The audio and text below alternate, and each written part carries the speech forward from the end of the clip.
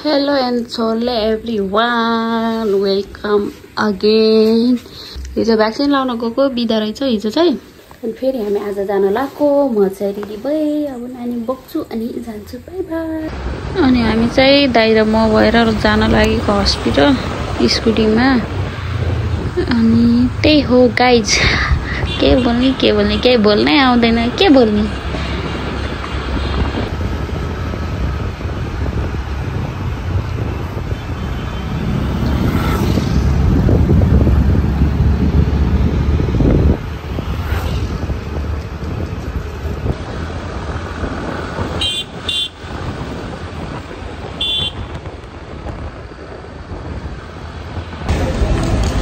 के गरियो नानी?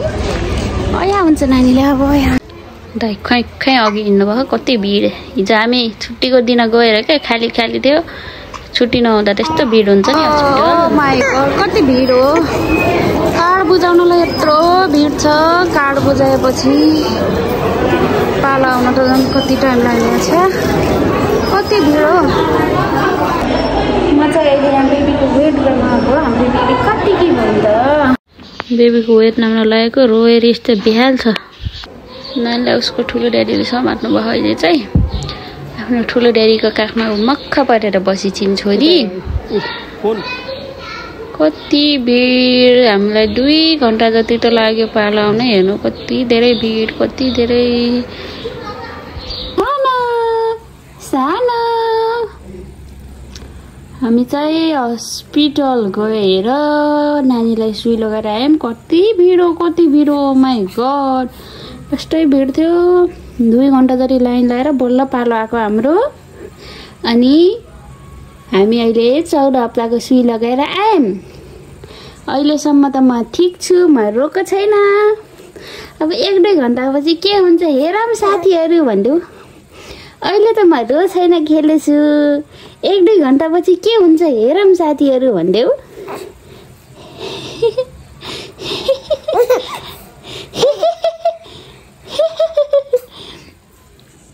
सानो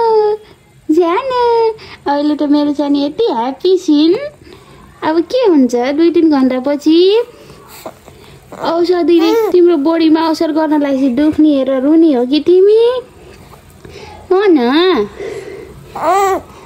अहिले त हात पनि चलाइछिन्, खुट्टा पनि चलाइछिन्, हाँस्दा पनि हाँसिछिन्। सानो आज मम्मीले अया बनाइदिनु भएको हो। तिमीलाई मम्मीले आज अया बनाइदिनु भयो हो। सानो बेबी सम्पदा बेबी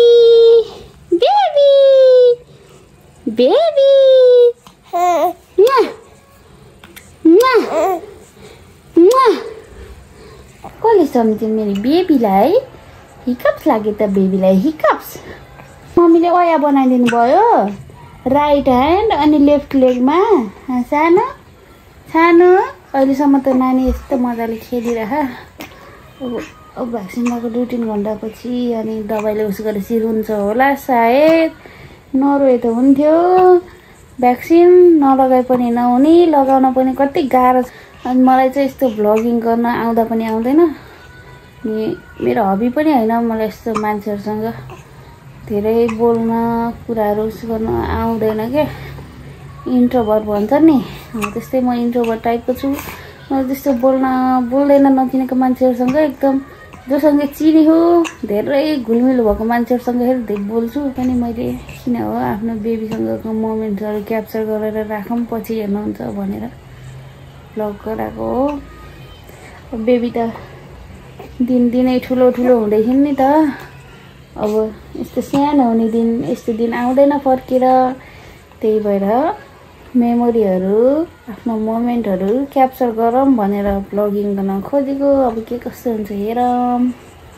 बाइ बाइ।